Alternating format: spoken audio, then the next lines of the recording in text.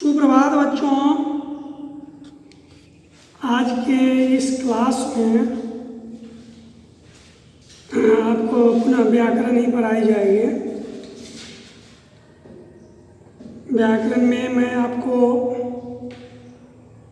अर्थ के आधार पर बता दिया था वाक्य के भेद। मुझे पूर्ण विश्वास है कि आप इस चीज़ को भली भांति समझ गए होइएगा। और उसके उपरांत मैंने आपको रचना के आधार पर भी वाक्य के भेद बतलाया। तो रचना के आधार पर जो 3 भेद मैंने आपको पिछले क्लास में बताया था,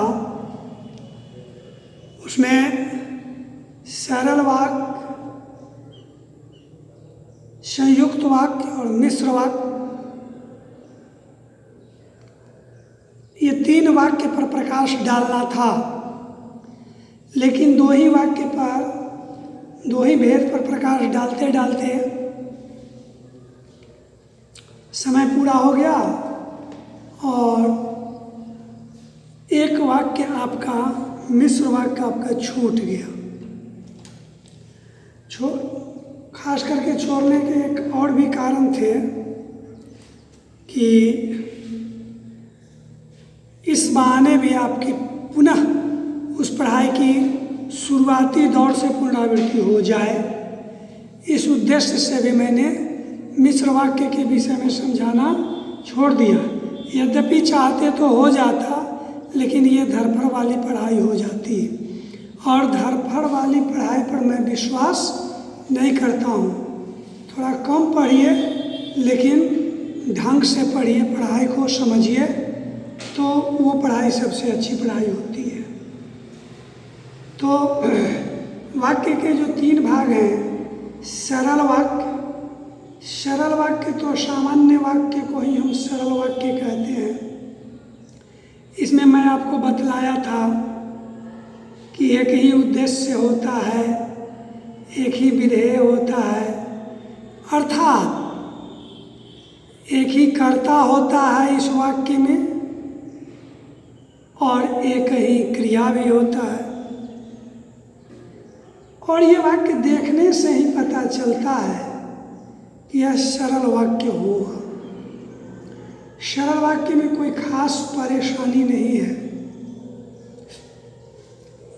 परेशानियां थोड़ा उत्पन्न आपको होगी तो संयुक्त वाक्य में ही होगी, क्योंकि संयुक्त वाक्य कभी कभी वाक्य का पूरा जटिल रूप दे देता है, जटिल बनाकर दे देता है।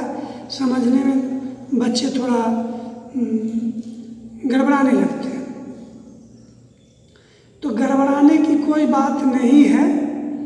इसमें जो है जैसे कि समुच्चय बोधक अव्यय शब्द से जो एक वाक्य दूसरे वाक्य से जुड़ा होता है ना, उसी पर हमको ध्यान देना है। एक बात और समझ लीजिए कि इसमें 2 या 2 से अधिक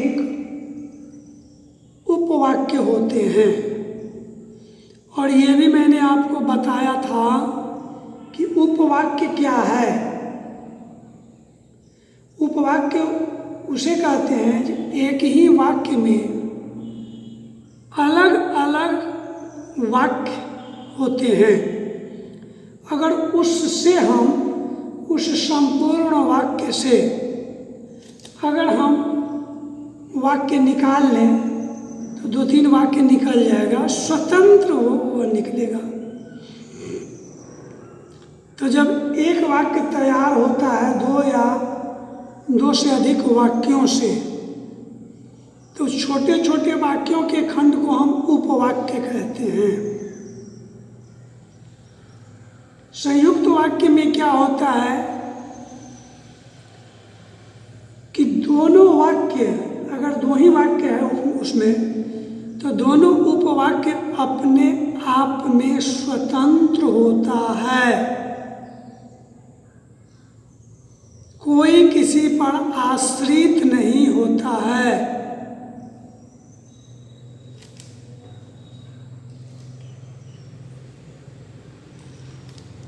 राम बाजार गया और मैं स्कूल गया। और समुच्चयबोधक अव्यय जो है उसको हटा दीजिए, तो राम बाजार गया, राम बाजार गया, यह एक पूर्ण वाक्य है। और मैं स्कूल गया, यह भी एक पूर्ण वाक्य है। कोई किसी पर आश्रित नहीं है, एक के अभाव में दूसरा वाक्य अधूरा हो जाएगा, ऐसी बात नहीं है। दोनों वाक्य अपने आप में स्वतंत्र है। तो संयुक्त वाक्य में ऐसे ही उपवाक्य होते हैं जो बिल्कुल स्वतंत्र होते हैं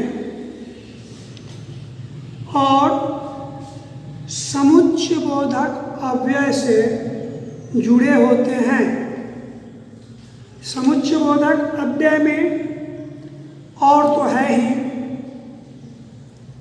और, तथा, एवं, इसलिए, ताकि, अथवा, लेकिन, किंतु, परंतु, मगर, चाहे, ये सब जो है सो दो वाक्य के बीच में, दोनों वाक्य को एक करने के लिए जोड़ने का काम करता है। इसीलिए इसे हम संयुक्त वाक्य भी कहते हैं। अब आइए, संयुक्त वाक्य के 4 भेद होते हैं। एक है संयोजक संयुक्त वाक्य, विभाजक संयुक्त वाक्य, विरोधवाचक संयुक्त वाक्य और परिमाणवाचक संयुक्त वाक्य। आज बाजार बंद है इसलिए कुछ नहीं मिलेगा, ये परिमाण, कुछ भी परिमाण में आपको कोई भी वस्तु सामान नहीं मिलेगा क्योंकि आज बाजार बंद है। वह आना नहीं चाहती थी, सो झूठ बोलकर चली गई। वह बहुत बीमार था अतः चुप ही बैठा रहा, तो जिसमें इसलिए, सो, अतः समुच्चयबोधक अव्यय लगा रहे, उसको परिमाणवाची संयुक्त वाक्य समझिएगा। इसलिए, सो, अतः। उसके बाद है विरोधवाचक संयुक्त वाक्य। ऐसे वाक्य में लेकिन, किंतु, मगर, पर, परंतु ये जो जुड़ा रहे तो समझिए विरोधवाचक संयुक्त वाक्य हुआ। इसमें कौन कौन हुआ? लेकिन, किंतु, परंतु, मगर, पर। जैसे वह खेलने में तो अच्छा है मगर पढ़ाई लिखाई नहीं करता, ये विरोधवाचक हुआ। वह जाना नहीं चाहते थे लेकिन आपके पिताजी नहीं माने। मैंने उसे बहुत समझाया पर वह नहीं मानी। तो जिसमें लेकिन, किंतु, परंतु, पर ये सब समुच्चयबोधक अव्यय हो तो इसे विरोधवाचक संयुक्त वाक्य समझना चाहिए। अर्थात इसका परिभाषा यह है कि जब उपवाक्य के बीच विरोधाभास का बोध हो तो उसे हम विरोधवाची कहते हैं।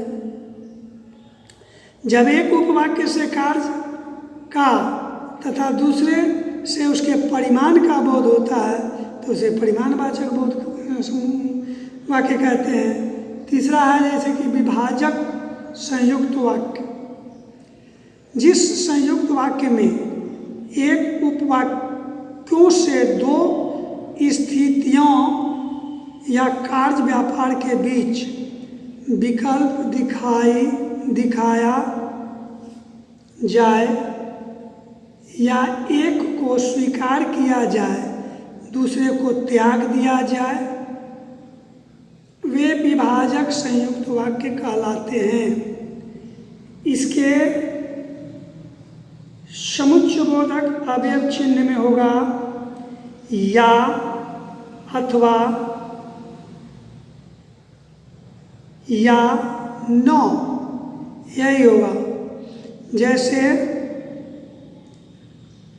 आप पहुंच जाएंगे या मैं आपको फोन करूं।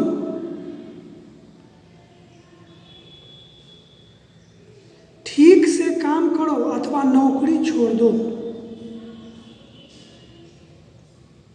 ठीक से काम करो अथवा नौकरी छोड़ दो। मैं ना आपको जानता हूँ ना आपके पिताजी को, इसमें न हो गया। न तो शीला ही आई न अपने बेटे को भी भेजी। आप मेरे साथ रहेंगे कि मदन मोहन के साथ। तो ये सब जो हुआ या, अथवा, न, कि, ये विभाजक संयुक्त वाक्य होगा। पहला है संयोजक संयुक्त वाक्य। जिन संयुक्त वाक्यों में उपवाक्य दो कार्य व्यापारों या स्थितियों को जोड़ने का कार्य करते हैं उसको संयोजक संयुक्त उपवाक्य कहते हैं। इसमें और जरूर होता है। और, तथा, एवं, ये तीन समुच्चयबोधक अव्यय इसमें आपको मिलेगा। तीन समुच्चयबोधक अव्यय मिलेगा। जैसे मैं दिल्ली गया था और मेरी पत्नी आगरा। मैं दिल्ली गया था और मेरी पत्नी आगरा गई थी। आपके लिए खिचड़ी बनी है एवं मेरे लिए चावल।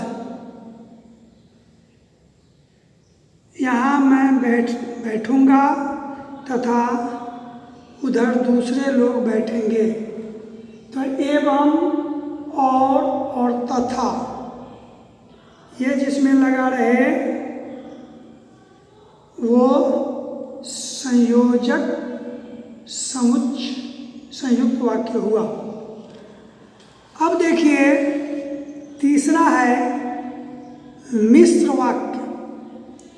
रचना के आधार पर जो वाक्य के भेद हैं उसमें से भली भांति आप दो भेद को समझ गए होइएगा। मुझे विश्वास है कि मैं दो भेदों को 2 दिनों से पढ़ा रहा हूँ तो आप अवश्य समझ गए होइएगा। अब आइए तीसरा है इसका मिश्र वाक्य, है कि नहीं। इसमें क्या होता है कि वैसा संयुक्त वाक्य जिसमें एक प्रधान उपवाक्य होता है और बाद बाकी जितने उपवाक्य होते हैं वो प्रधान उपवाक्य पर आश्रित होता है। मतलब अगर प्रधान उपवाक्य नहीं रहे तो अन्य उपवाक्य की कोई महत्ता नहीं रह जाएगी। तो ऐसे वाक्य को मिश्र वाक्य कहते हैं।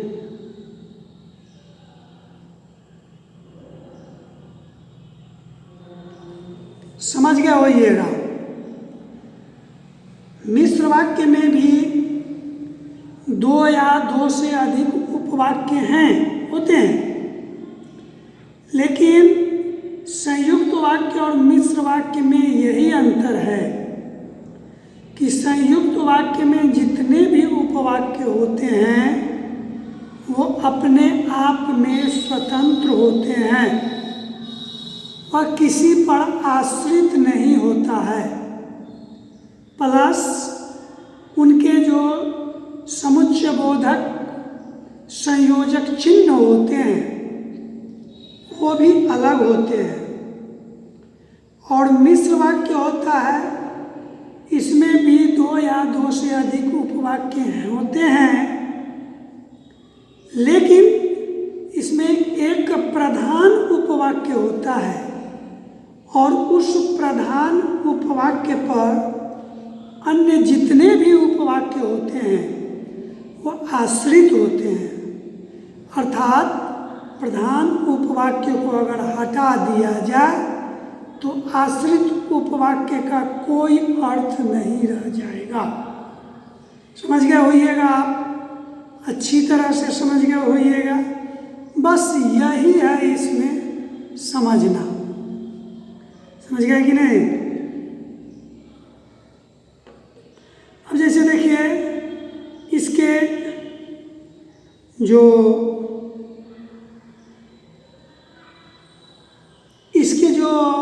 संयोजक चिन्ह होते हैं, जो, जहाँ, जब, तब, तो, अगर तो आदि समुच्चयबोधक अवयवों से जुड़े होते हैं। मिश्र वाक्यों में आश्रित उपवाक्य वाक्य के आरंभ, मध्य तथा अंत तीनों ही स्थान पर आ सकता है। अब आपको ढूंढना होगा कि प्रधान उपवाक्य इसमें कौन है और आश्रित उपवाक्य कौन है। अब जैसे देखिए, जो लड़का यहाँ आया था वह बीमार है। इसमें कहता है समुच्चयवाचक अवयवों से जुड़े रहते। मिश्र वाक्य में आश्रित उपवाक्य वाक्य के आरंभ, मध्य तथा अंत में जुड़े होते हैं। तो ये आश्रित उपवाक्य है। जो लड़का यहाँ आया वह बीमार है, तो ये वह बीमार है यह मुख्य वाक्य हुआ।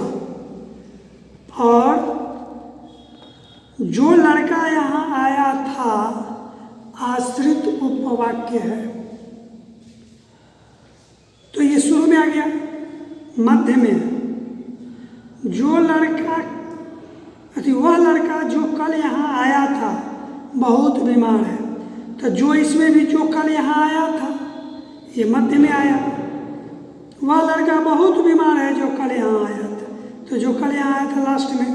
तो जो, जब, जितना, जैसे, जहाँ, है ना, जब, तब, तो, अगर, ये अवश्य रहेगा वाक्य में। और इसमें एक मुख्य वाक्य होगा, दूसरा उपवाक्य होगा। यद्यपि यह चैप्टर अभी आपका समाप्त नहीं हुआ है, मैं इसको और भी आगे की ओर खींचूंगा। वैसे मोटा मोटी आप पढ़ लिए कि रचना के आधार पर वाक्य के भेद मैंने आपको समझा दिया, आप समझ भी लिए। सरल वाक्य, संयुक्त वाक्य और मिश्र वाक्य खूब अच्छी तरह समझ लिए। लेकिन इसमें कुछ और गूढ़ बातें हैं छिपी हुई, जिसको भी समझना जरूरी है। अगर समझ लीजिएगा तो भविष्य में आपको काम देगा। इसलिए मैं चाहता हूँ कि इसको भी समझा दिया जाए और आने वाले निकट भविष्य में आप को फिर यही सब चीज़ पढ़ना है तो फिर दिक्कत नहीं होगी। तो आज की पढ़ाई यही समाप्त करती जा रही है। बहुत बहुत धन्यवाद आपको।